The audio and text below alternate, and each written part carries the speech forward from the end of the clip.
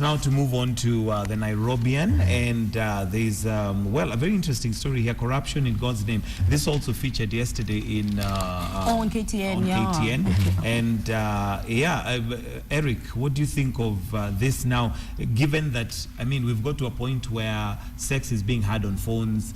We are almost agreeing that it's okay, mpango kando, atoti on the side is fine. Now even the church, which is meant to be like where we go, you know, after all this, now corruption is in God's name. And apparently this priest who swindled money, allegedly, from the Catholic Church. I think it's a shame that we should talk about it bleakly. It's sad. Yeah. It is really sad because that's where that is the moral compass of a society.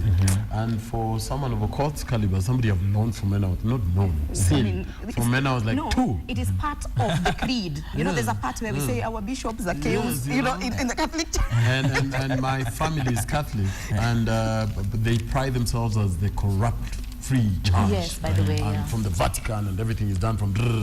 But I shift post. I'm Protestant. But I think that is really, really, really sad.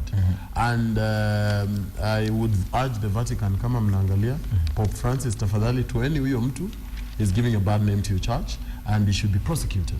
If indeed it's true when that he is found guilty, I would imagine. That's because sometimes also those things could be just stuff that is happening. I've also heard a lot about this particular archbishop. There were lots of allegations before, but then we must realize that nowadays the different followers we have in churches, even the Catholic Church, are not necessarily firm believers. You know, faith is supposed to be absolute, and faith is supposed to be final. But nowadays we have a lot of people who are actually just there, but then they're questioning a lot of things. So I wouldn't be quick to say he swindled any money, but I would hope that if they do find him guilty, then he doesn't stand right in front there and keep saying I'm still, and you know, they should remove that part that they have. But I think we also need to accept that they are also men like we are, and not expect them to be gods, as much as they do have a position which requires them to give direction. I think their work is cut out for them. It's not like you don't know what you're getting into. I always find that to be a big excuse. Like, okay, I'm a bishop, but I'm a man. Go deal with yourself. I am a man. I'm not a bishop. I don't even know. Might be a man, but deal with yourself. Man of God. You're a man of God. You're a man of the cloth. So don't give me that line of, I am a man like you are. I'm human. I can slide. All right. I'm shocked about what is happening in the church. I don't even want to talk about it. What? Your Muhando situation? No. I mean, in terms of money and swindles and all that stuff, it's been happening too much. But it's there. It's the Bible says, Michael, that my people perish because of the lack of knowledge. Yes, it's in the Bible. Actually, All right, so let's move on to another story here, and as we wind up, as we get close to finish, so that we can have Kalamashaka come on board. But there's been a story that had been going around that, you know, Rose Muhando was going to abort, and you know, there was all sorts of reasons given as to why she was. But there's a story here run on the Nairobian why Rose Muhando aborted. Solo, maybe you can update us on that. Well, this was a big story, and you know, I think the church was really, there was a lot of stuff going on last year, and this was one of the big stories about the allegation about Rose Muhando having aborted a kid about 7 months into the pregnancy. The blogs went really hard on her, and she never spoke about it, but for the first time. And we're actually even expecting her to come into Nairobi in the next like 3 weeks, and she says she's going to reveal all this thing. First of all, she said she's 39 years old, and there's nothing about abortion, because she said she's a mother of 3. She's not an 18-year-old kid who would be so worried about pregnancy and stuff. She just says that she had a condition.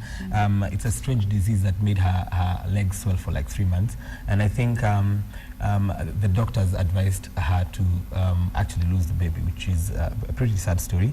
But she speaks and says there's nothing like abortion.